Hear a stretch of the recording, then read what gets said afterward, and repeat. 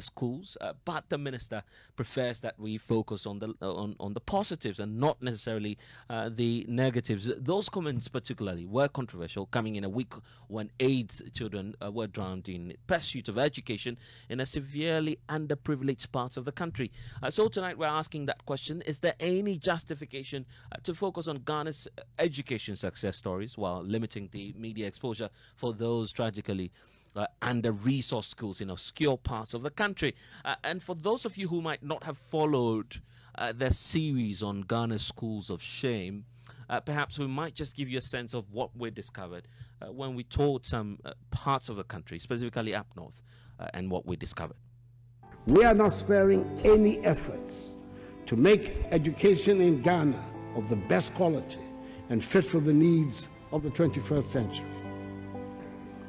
Poverty should not be an excuse for any Ghanaian child not to reach their full potential. Number 4.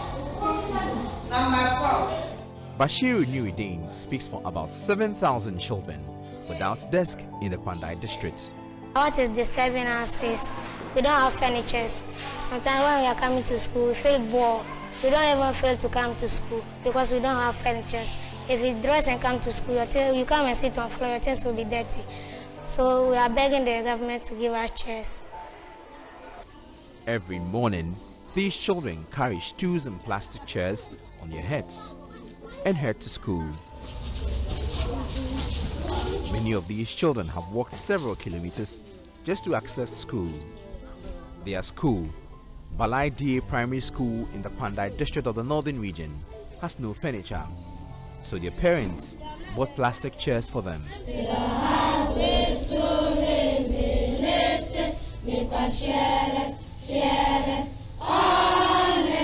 Today is very important to these pupils. They have to write the end of their third term examinations. This examination is critical for them as it will determine whether they will be promoted to the next class or not. To avoid being late, some ride their bicycles hurriedly to school. Those who are fortunate settle in their chairs, but the majority of them go down on their knees, not as a form of worship, but to write exams. Those with plastic chairs put their exam papers on their lap and write, while others kneel and put their exams papers on their chairs. With time, tiredness sets in, and many who were sitting on the bare floor start to kneel. As time progresses, some change their positions and then lie on their bellies and begin to write. The Hamatan strong winds blow dust into the classrooms and settles on the children on the floor. 3 pupils sit on a bench. They face different directions while they continue writing the examinations. It is therefore impossible for these pupils to do independent work without copying or engaging in examination malpractice. Exams papers become dirty, school uniforms also become dirty. Nuruddin is not happy that they bathe and wear clean uniforms only for them to sit on the dirty bare floor. When we come and sit on the floor, our things will be dirty. The next day, when you go home, you would like to wash your things, but your parents will not agree for you to wash the things because the soap is now, all things are now critical. You don't have money to buy soap. Every day when you come to school, you go and you want to wash your things. Your parents will not agree. Nuruddin's concern is corroborated by another student. My name is Njoti Alice. I am in class 6. I want to be a lady. I want to be a nurse. When we are writing examination like this, we kneel on floor and write exams. After I finish writing, your paper will get dirty. If you went home and you want to take soap, your parents doesn't allow you to take it. They will say every time you wash your uniform, and we say now soap are now expensive. To avoid being dirty, one pupil brought a cloth from the house and slept on it. The children admitted that lying on the bare floor makes them lazy and sometimes sleepy. When master is teaching, when we are sitting on the floor, we feel sleepy. We don't feel excited at all. Balai is not the only school in the Pandai district without furniture. The district education officer of the Pandai district, Yao Safo, paints a gloomy picture of the furniture situation.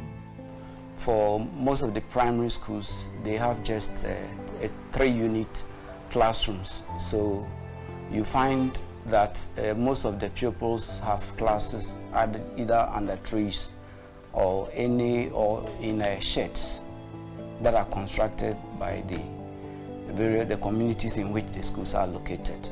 The district assembly over the years has always provided furniture for our schools, and even just this week they have given us 250 dual desks to be distributed to the various schools.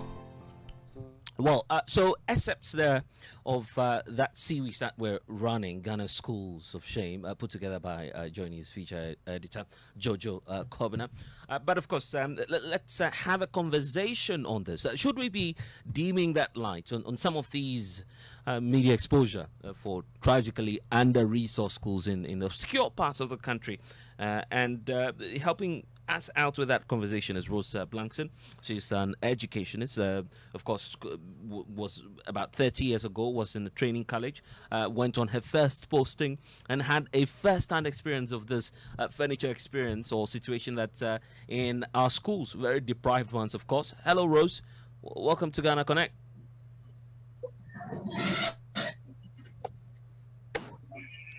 Well, Rose is not the only one joining us. We also do have Michael Nanjena. He's a parent as well, SMC chairperson of St. Joseph Primary School, somewhere up north in Talensi. He's also concerned about the situation.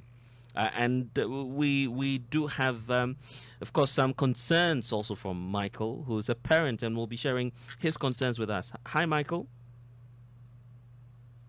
Hi, Evans. Well, blessed here. So we'll be going into the conversation. In fact, Maria Dusafo and some others will be joining us. Lillian Menta would also be joining us. She's one of the managing directors for a foundation that is working to eliminate all of these challenges that we have. But what stirred the controversy, ladies and gentlemen, is the statement by the sector minister himself, Dr. Yaosey Duchum. I just want you to listen to his perspective on this matter. Recently, I saw some TV program and they were talking about Ghana's school of shame. And I was ashamed. Because of all the great things happening in the country, we want to focus on the negative and get the world to know that there are negative things in Ghana. Can you look straight in the eye of these children and tell me they are coming from schools of shame? They are coming from schools of fame. They're going to change the story of Ghana.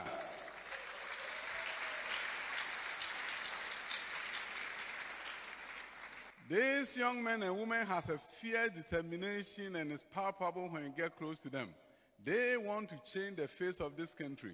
What we couldn't do, they are going to do it. All that we need to do is to let them know that yes, there are challenges in the country, but we should shine a spotlight on these great things that we are doing. And if we can take a cue, we should rather do a program that highlight these young men and women and tell the world that Ghana is moving in spite of the challenges. Yes, there are challenges, but I tell you this, the children of Ghana are so well prepared to be the best in the world. And this comes from somebody who has taught in and studied the various education systems around the world. I taught in America for 12 years. I became developer of schools in Los Angeles for another 12 years. Well, so it explains who is speaking. Someone who, of course, understands the education sector and is not oblivious of the challenges that we face, except that the sector minister, Dr. Yaosey Duchum, believes that we should be telling the positive story. Rose Blankson, let's start off with you.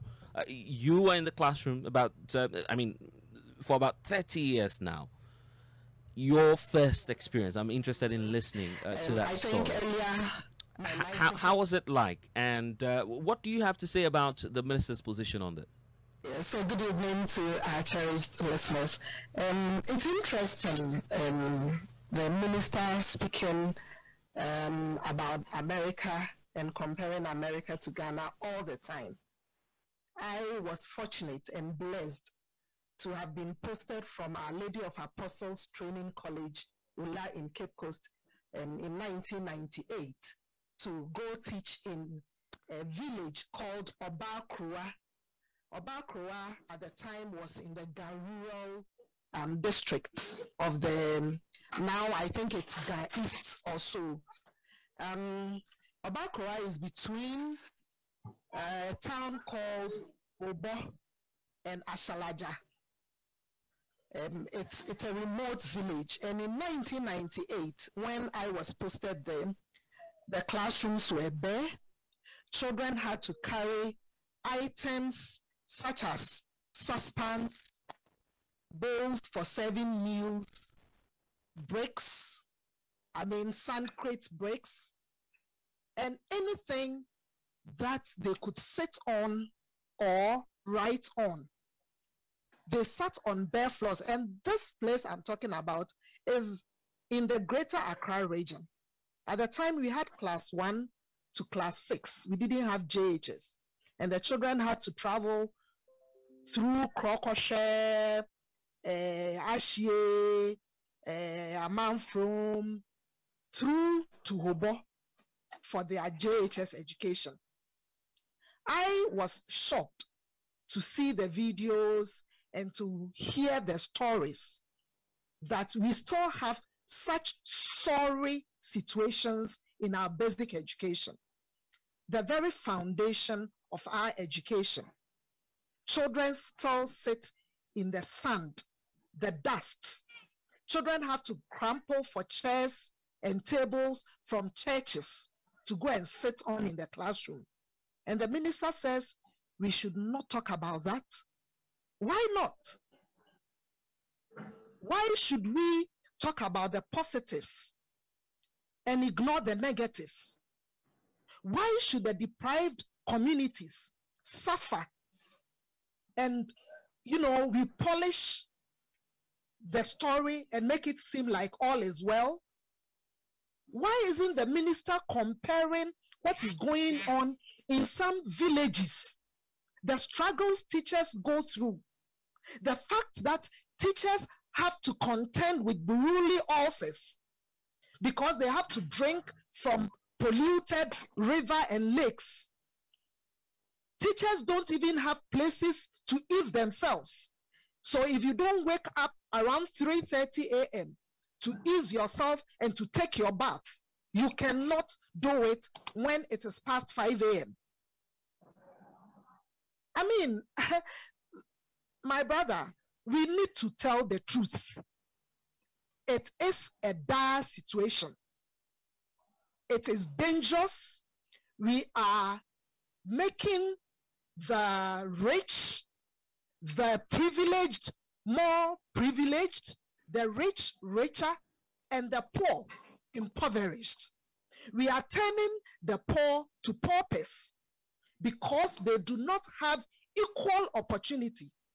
The most painful part is that these young ones, with all the struggles, will go and compete with children from the privileged schools, schools with facilities, write the same assessments, go through the same assessment programs, and are expected to excel. I think it is not fair. The minister and the ministry, for that matter, should stop telling stakeholders to polish the situation, to garnish this sorry story. And I can imagine your frustration at this point, because the point you're making is about what transpired 30 years ago, and this is not happening in a deprived part of the country. This is 25 years ago. So 25. Yes, September 1998 to till I left there 2 years later. Okay, so this is not even happening up north or in a deprived community in any part of the country. This is happening. This was Greater Accra, right? Not far. In fact, it was less than. Now it is less than an hour's drive from Kaswa. At the time, because of the terrible road, it was about 1 hour drive from Kaswa. Very close to Ashalaja, very close to Hobo, very close to Obom in the eastern region. Well, so Rosa set that tone for us. And Rosa, I'll be getting back to you to just paint, for you to paint the picture to us of what you perceive about what's happening now and where the problem is. But Michael is a parent, of course, and one of the SMC chairperson of St. Joseph Primary School up north in Tallahassee. So that's where the conversation started from when we started the series on Ghana School of Shame. Michael, as a parent, are you confident that the facilities in which your children are studying now is fit for purpose? Is something that we should be proud about as a nation? Let me first of all say a good evening to our cherished listeners and viewers across the globe, more especially those of our viewers from the Tallahassee area, and to also thank you for the... Hello, Michael. Michael, if you're connecting with us, we lost the point you're making there. Michael, if you could just make that point for us again. The point I was making here as a parent and the chairman of the SMC, the SMC in the St. Joseph cluster of schools, I cannot be pretending to say that I am happy with the condition around which our people study in that school. Yes, beyond the issue of furniture, which I'll be coming very soon, and we are bedeviled with a lot of challenges. In fact, even the main school block is quite terrible. It's a serious death trap, and as a community, we have actually been raising this point anytime we have the opportunity to meet the duty bearers. Beyond that, there are other myriad of programs, which I think that I do not want to get there because it will take us away from the focus of this conversation. But as a parent, I don't think that it is acceptable that at this material time we should be implementing free, education at the secondary level. And then you have children at that foundational level lying on their bellies to receive tuition from their teachers. As we speak, my KG up to the P1, they have nothing. They have not even a single furniture, to sit on to receive tuition from their parents. Their teachers. But if we move beyond to the other levels, even though we have, but the furnitures are not anything that one can be proud of. Some of them are quite broken, very risky, and they are actually exposing the life or the safety of the children to a lot of danger.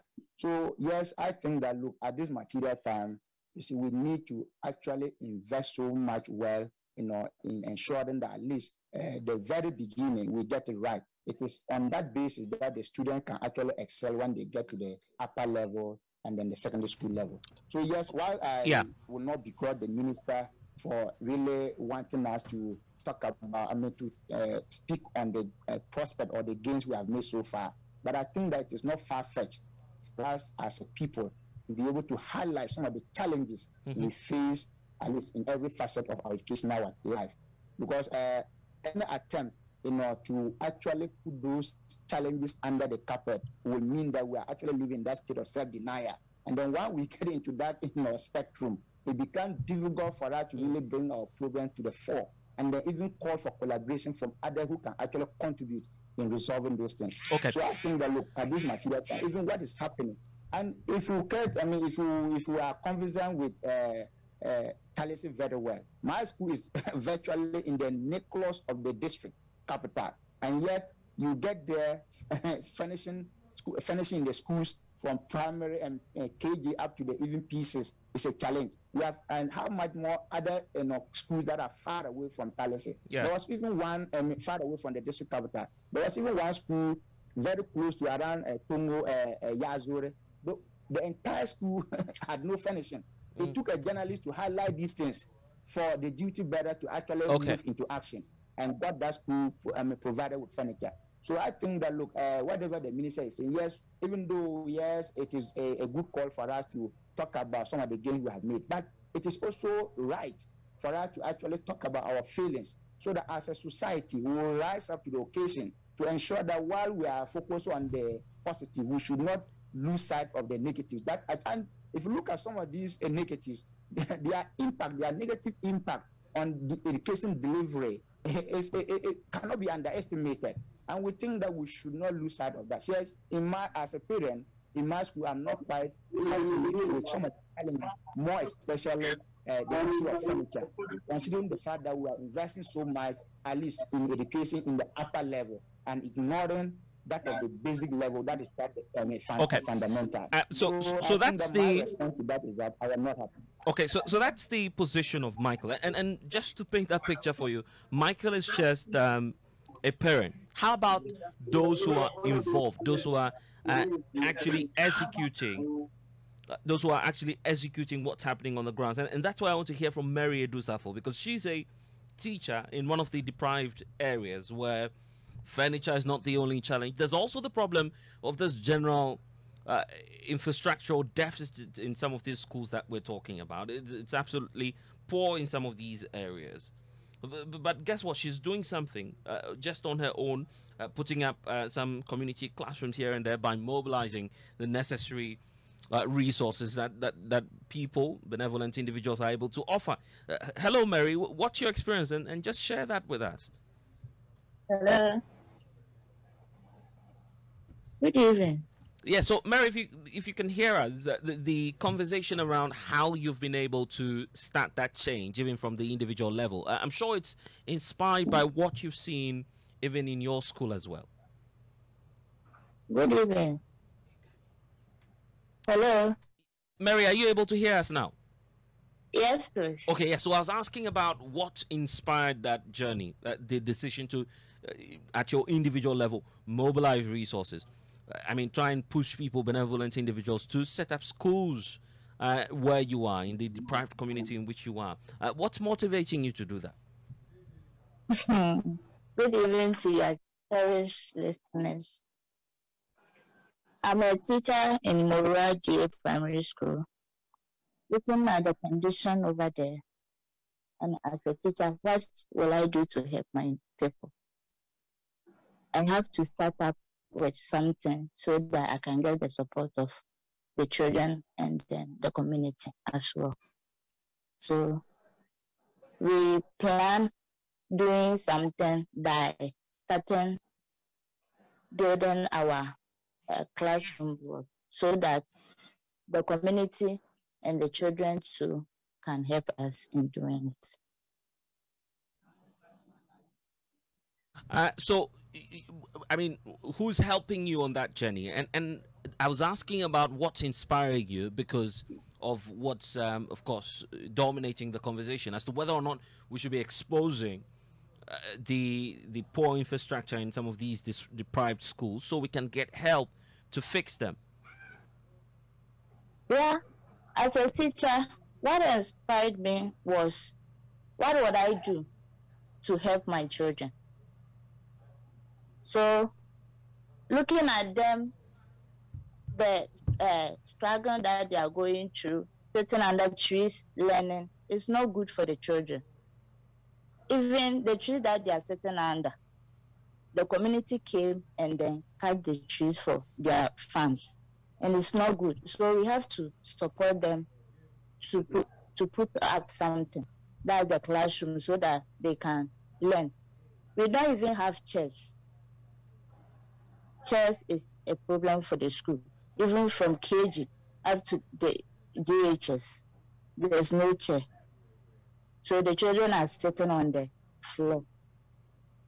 And as a teacher, when you go to class and you see your child or even your student sitting on the floor, you find it even difficult to stand in front of them to teach. But what can we do?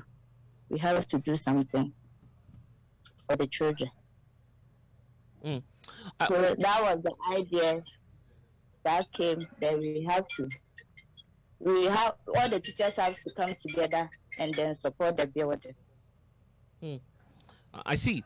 Such a laudable initiative there, and I guess you're getting a lot of support for it. But even but before we go much more into, I mean, what we can do just at that individual level to stir up the change and to be that reason for change even in our communities, there's the bigger conversation about the comparison which the minister himself is bringing up, and that's why I want to hear from Dr. Henry got Tinafo. Well, he's an educationist, not in Ghana, but in the United Kingdom, and is connecting via Zoom now as well, because the minister pointed out that, well, he's thought out of in and out of the system over 20 years in the United States, and what happens there is quite different from what we're seeing in our system.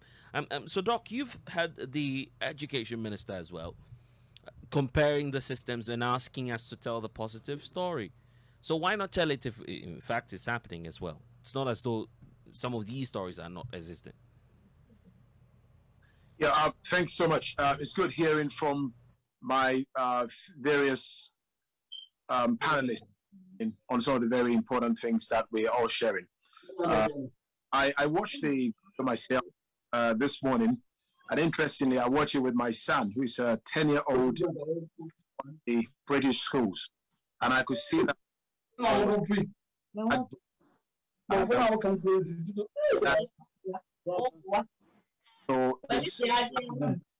noise from the background. I'm not sure if where it's coming from, please. Sorry. Well, yeah. Apologies for that. It appears we're having some interferences. Of course, would. Fine. Can you hear me fine? Okay, so that's better now. Yeah, I was saying that I was watching this this morning with my son, who is also in the British school here, on his way to school, and he watched it, and he was very sad when he saw fellow children in a part of the world. I mean, he was in Ghana not long ago, so he loves Ghana, and in such very deplorable condition. I think the last thing that the people on the receiving end or the children would probably would like to hear, unfortunately, and I have to say it's unfortunate to say the least, school of fame, because unfortunately it's not very nice what we see. In as much as we all agree that yes, the government and previous governments have done so well to raise the stakes of education in Ghana, I think we all understand that a lot more needs to be done. So maybe a narrative, a rhetoric in the direction of the fact that thank you for bringing this up. We're working hard to make sure that just as we've chalked some gains and some successes, we're also going to look at how we solve. Unfortunately, it's not come up in a very nice way. And I think the discourse at the moment is not so much on the plight of the children, but we're talking about what the minister said and what he shouldn't have said. In this part of the world, yes, we still have, for example, the powerhouse, BBC, Al Jazeera, all of them.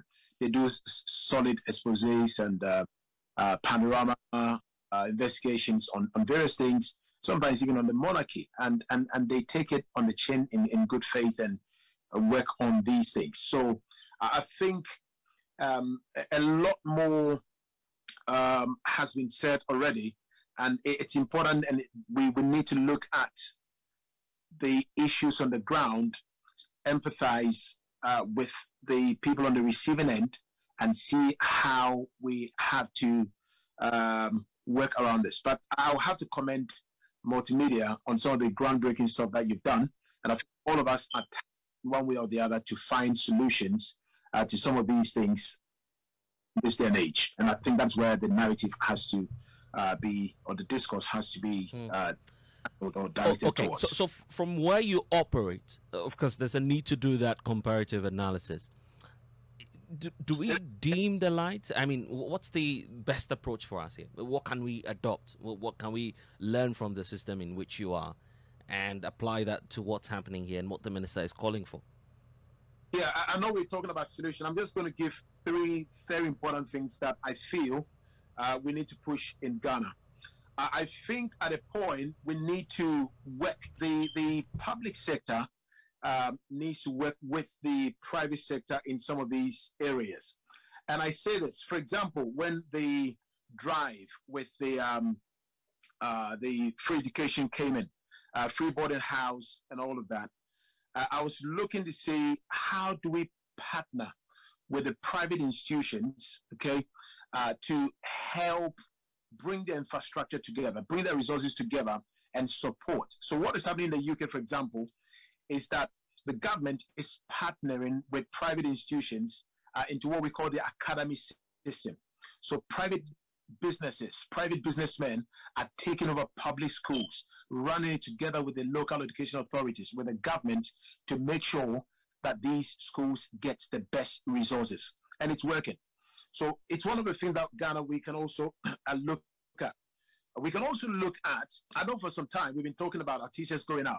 And I'm happy to say this, that yes, the British government, I think, has struck a nice collaboration with the Ghana government. I've seen some circular on it already, that from the month of April, I think teachers from Ghana can go to the UK and teach, and they can get QTS and all of that.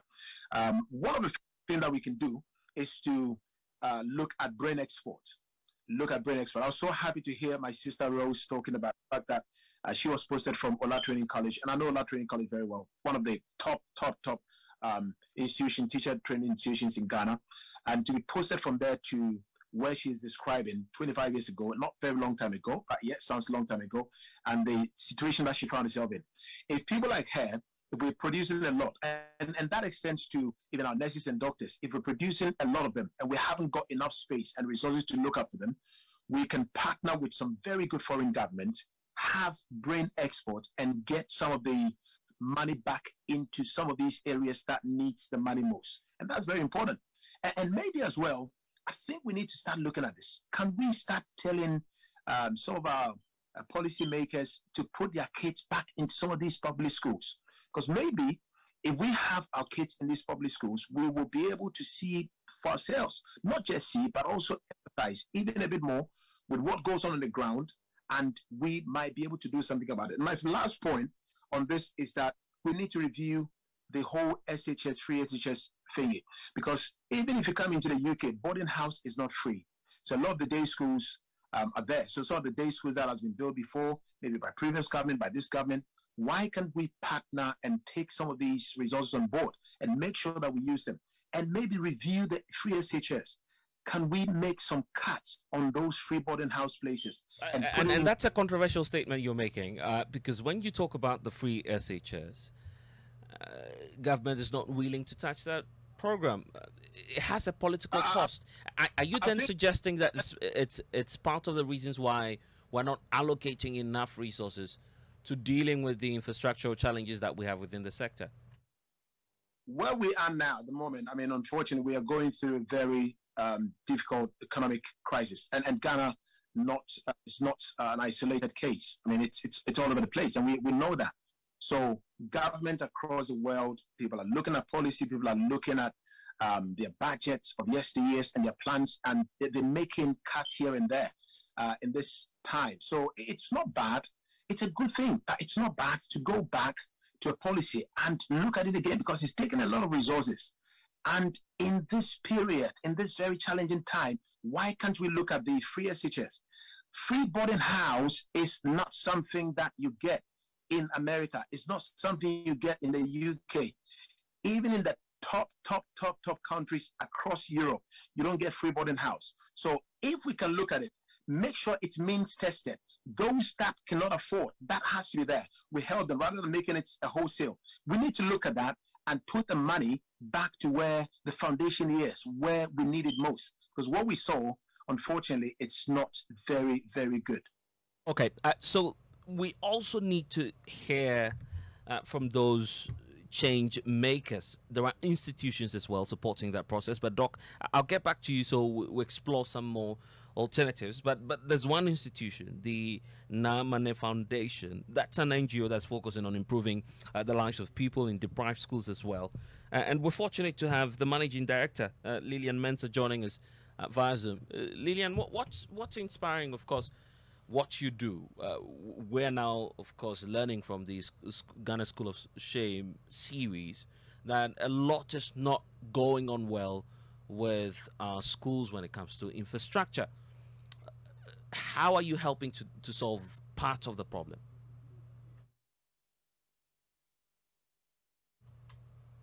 Lillian? Lillian, if you can hear us, you'd have to unmute first of all, so we get the points you're making. It appears we're having some challenge connecting with Lillian, who has a problem with the microphone there. We'll definitely hear their story because they're driving change. But Rose is also on. Rose was just telling us that some 20 years ago, and this is in Greater Accra, some 20 years ago, this problem was persisting. But Rose, have you gone back to check if, of course, in the last few days, in the last few months, the situation has improved ever since you left there? Well, the last time I visited Obakura was somewhere last year, no, 2 years ago, October. I had to travel through Obakura to the next village, Hobo. Well, the story has changed because, as I said, while I was there, we had up to primary school, and the students there, or the pupils there, had to travel from Obakura to Hobo to assess junior secondary education. But now they have the junior high school. The structures haven't really improved. However, it's better than it was while I was there. The furnishing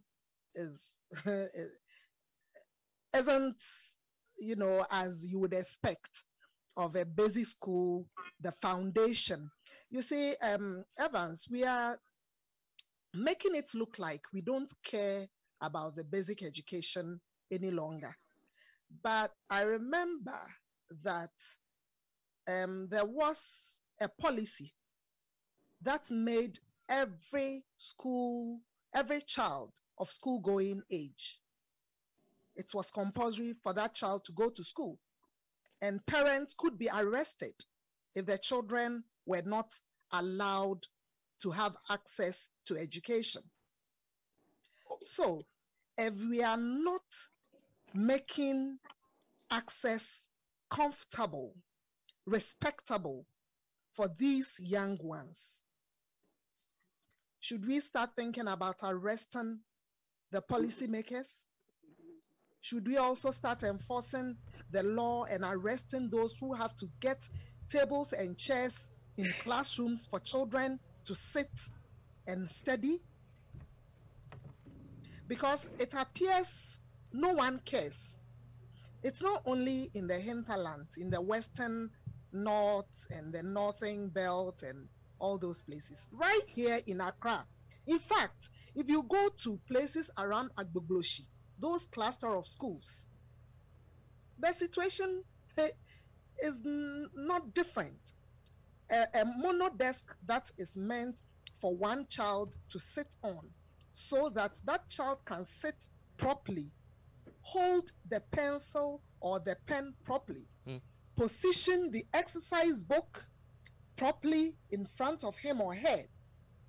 When the child is reading, how to position the textbook in front of him or her. Because of lack of this furniture, these children, 3, 4 of them will share a mono desk. And then that becomes a problem most of the time. Let's hear from Zach. Zach is also a teacher, just like you, Rose. Zach, you're in Tamale. What's your story? Okay. Zach is not on with us, but Lillian is back because Lillian, through her institution, the Namane Foundation, they're supporting change. Lillian, what's your story? Good evening, everyone, and good evening to your listeners. My name is Lillian, as you rightly said, and I'm the managing director for Namane Foundation.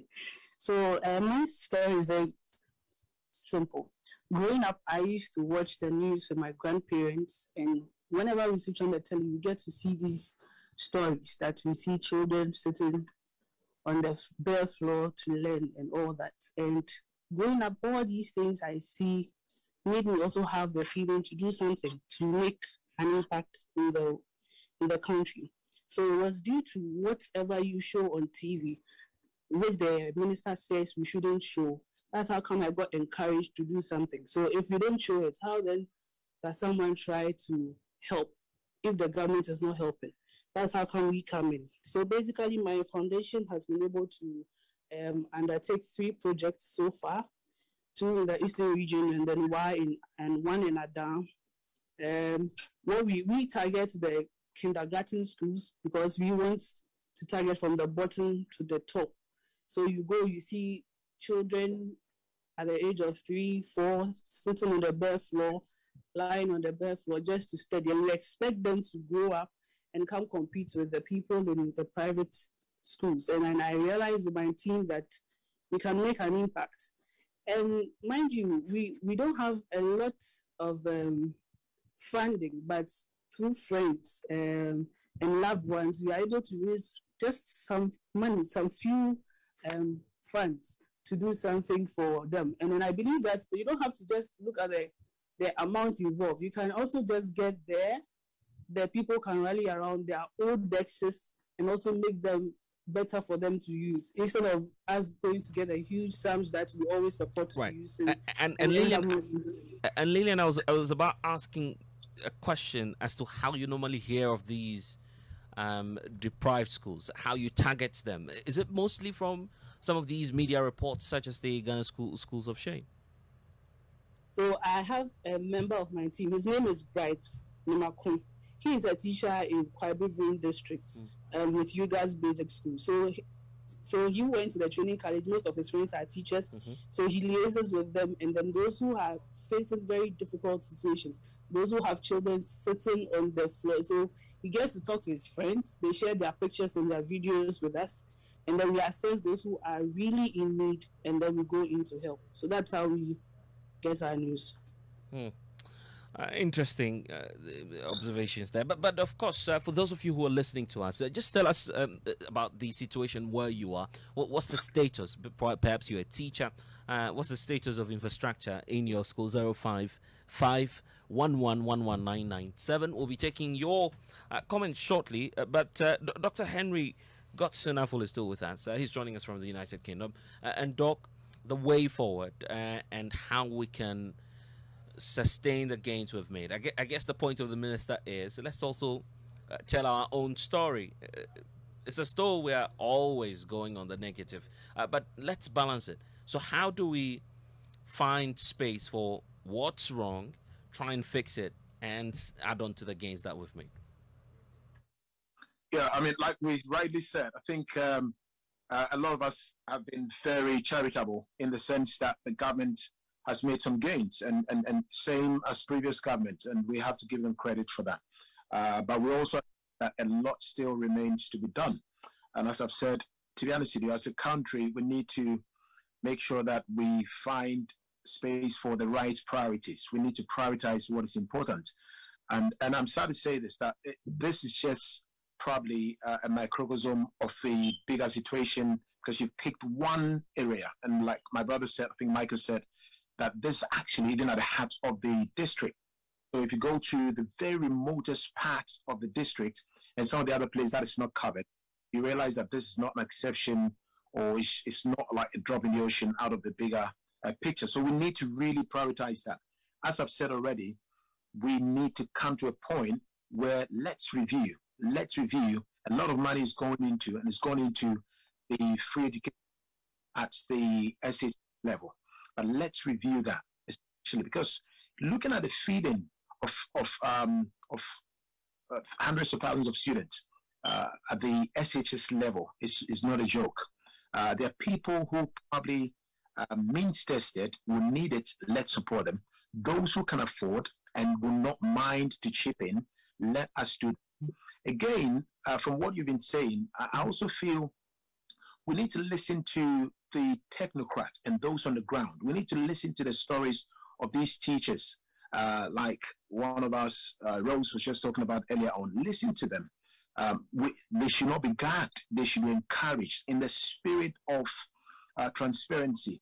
Let's hear their story. Let's find out. In the UK, if Ofsted, that is the body that inspects schools, is going to come into school, they want to hear from parents. And it's independent. They want to hear from teachers, and it's independent. It is not, I mean, it's anonymous. It is devoid of any antagonization or anyone trying to gag you. You can speak your mind freely. just to develop the schools, just to develop the system. All stakeholders are listened to. Let's do that. Let's do that. I went to Adisada College, and sometimes you go in there, you've seen St. John's, you want to go in there and then support. What is happening is that a lot of the schools, especially the secondary schools, the SHS, a lot of the old students are doing so much to help these ones. Whereas if you realize at the foundation levels, they don't have that much support with old boysism or old girls association coming in to help them. So why don't we start looking at putting some resources in there? If we have to cut a lot of the stuff that I'm saying, I've seen free uniforms, free everything. Everything is free. And we've got to come to a point, let's review the policy and put some of the resources back to the foundation years where it is most needed. And I want to say this, it must be done, and very quickly. Thank you. Okay, time now to just take some of your messages coming through before I give the final words to my guest on Ghana Connect tonight. Michael Niashale is with us. Michael, a lot of comments coming through. I mean, different views on what it is that the minister is speaking about. Let's start off with, of course, one coming through from... Yeah, from one of our connectors. It says the minister must be more concerned with solving the challenges highlighted by the documentary and stop telling journalists what to do. Thank you very much. You shouldn't add your name to that. This one here is from Isaac Newton, connecting all the way from Cape Coast. He says, I believe the minister's reaction to the issue in question is rather very unfortunate, and he must apologize unreservedly to the newsman who brought up the issue. He should be thankful to the reporter and multimedia group for starting to look at the problem and again finding the solution to it. And he points out to some of the infrastructural deficits that we reported in that particular one. Some more people have been connecting with us here. This one here is from Nana from Spinters, and he says, is the minister aware that some of us have been involved in educational system outside Ghana as well? In the developed countries like the UK, school infrastructures have private involvement. Was the minister expecting Joy FM to showcase GIS? Well, that's not a question I can answer. By GIS, Nana is referring to, yes, a private institution for that matter. I mean, one of the top, arguably, Ghana International School is one of the biggest schools in the country. So this one from Eddie connecting from Telma says, I was posted to the Bono Ahafo region in 95. After completing Accra College of Education, the school I was posted to at the time was the only school that serves various, I'm not getting this word, but it was in a touched building. Now, pupils didn't have proper furniture. But during the 3 years I was in that village, the then government built a huge pavilion which saved us from the mercy of the weather. At least there was a head teacher's bungalow. I don't believe the minister understands the situation on the ground. Eddie, thank you very much for that. Well, indeed. And I just want to do this very last one. He says, my heart always cries anytime I hear some of these news items. And it's coming through from Uncle George, listening to us in Kumasi. A long one there. I will take that probably next time. But of course, I want to wrap up by listening to Michael. Because Michael, you are a parent, and I'm sure you have an appeal in just 30 seconds to the Minister of Education. What would that be? In 30 seconds, Michael. Michael, are you with us? Okay, it appears we've lost Michael there, but thanks to, of course, Dr. Henry Godson, thanks to Mary Edusafo, Michael Nanjena, who's a parent up north in Talensi, and also to Rose Blankson and Lillian Mensah for being my guest here on Ghana Connect. But there's good news for us. Government is giving assurances that it will moving from next week to deal with some of the items pointed out in the documentary. Of course, the PRO for the institution, Kwesi Kwating, has been speaking. I think it's eligible to do it. Ghana is a football nation. So when Ghana's school of shame, and I was ashamed because of all the great things happening in the country. We want to focus on the negative. Can you look straight in the eye of these children and tell me they are coming from schools of shame? They are coming from schools of fame. Well, after coming under a barrage of criticism for those. 2018, we distributed about 65,779 furniture across the country, including these basic schools. In 2020, we distributed about 54,000 of them to all basic schools across the country. 2021, almost 10,000 were distributed. Of course, 2023 is still ongoing, but cumulatively between 2018 and now, distributed about 229,000. So the program is ongoing, but of course, with this one, there has to be some. There for that mix up in the sound. It's been Ghana Connect. My name is Blaise Sogah. Log on to myjoyonline.com. We'll see